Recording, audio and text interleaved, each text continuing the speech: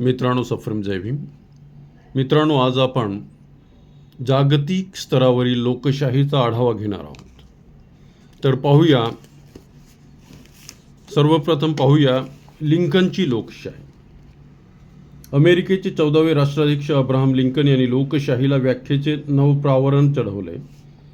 त्यामुळे ती वाचण्यात बोलण्यात सहज आणि सोपी झाली. The government of the people, for the people and ultimately by the people. लोकांनी लोकांकडून लोकांसाठी चालवलेले राज्य म्हणजे लोकशाही. लोकशाहीचे महान प्रवर्तक अब्राहम लिंकन यांनी अमेरिकेतील समाजव्यवस्थेशी अनुरूप अशी सहज आणि सुंदर व्याख्या लोकशाहीची केली.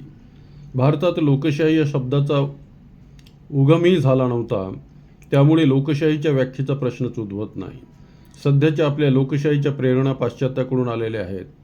आपण लोकशाहीचे पाठ युरोपियाकडून व विशेषतः ब्रिटिशाकडून घेतले आहेत. पाश्चात्य संस्कृतीच्या आणि विशेषतः ब्रिटिशांच्या ज्ञान, विज्ञान, कला, अर्थ इत्यादी विद्येच्या प्रसारामुळे भारतात अनेक मन्वंतरे घडून आली. त्यांच्या प्रसार आणि प्रचारामुळे या देशात विलुप्त झालेले सार्वजनिक आणि सामुदायिक जीवन पुन्हा अवतीर्ण झाले. येथील काही हितचिंतकांनी समाजाच्या उज्ज्वल भवितव्याचे गहन चिंतन आणि तत्वमंथन करण्यास सुरुवात केली.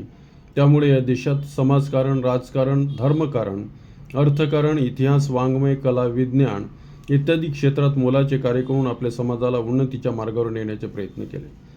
समाजातील प्रत्येक व्यक्तीच्या जीवनाला स्वतंत्र महत्त्व आहे.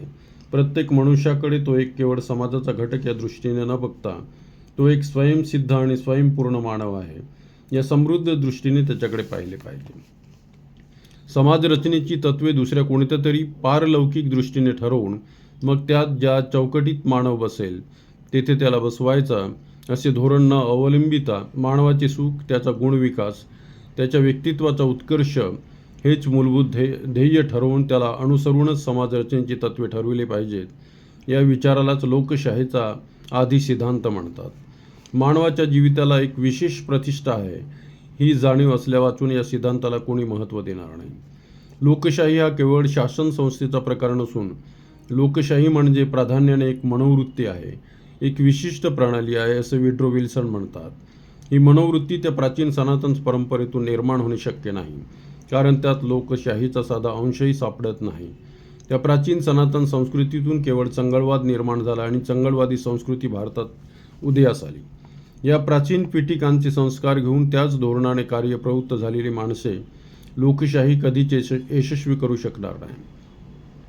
लोकशाही खऱ्या अर्थाने यशस्वी करण्यासाठी माणसांची नवीनच पिढी निर्माण होणे आवश्यक आहे. नवनवीन संस्था आणि आधुनिक समाजरचना यांना नव्याच माणसांची आवश्यकता असते.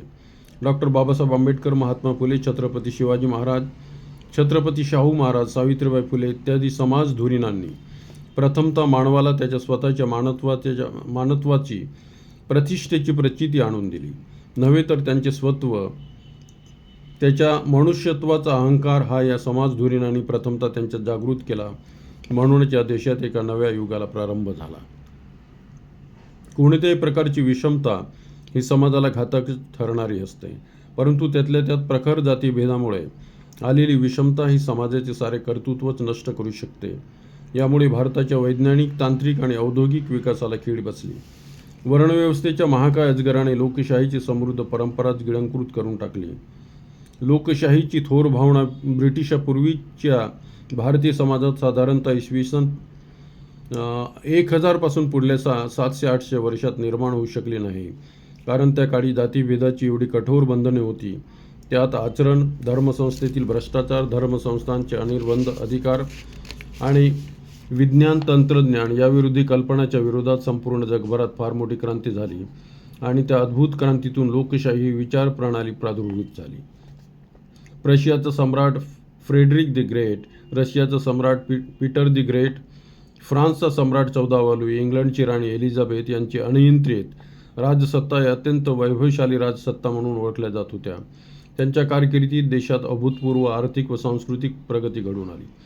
परंतु भारतात ब्राह्मणी वर्णव्यवस्थेमुळे आर्थिक, सांस्कृतिक आणि सामाजिक प्रगती घडून येऊ शकली नाही. असे असताना सुद्धा त्या देशातील जनतेने अनियंत्रित राजसत्तेच्या विरोधात कमालीचे बंड करून तेथे लोकशाहीचे बीजारोपण केले. भारतात डॉक्टर बाबासाहेब आंबेडकरांना ब्राह्मणी वर्णव्यवस्थेच्या विरोधात आमरण लढावे लागले. त्यांनी ब्राह्मणरूपी वर्णव्यवस्थेच्या नागाला कायमचे चिरून टाकले आणि त्याचा पुतळा फोडून त्यातील विषाची थैली पूर्णतः नष्ट केली.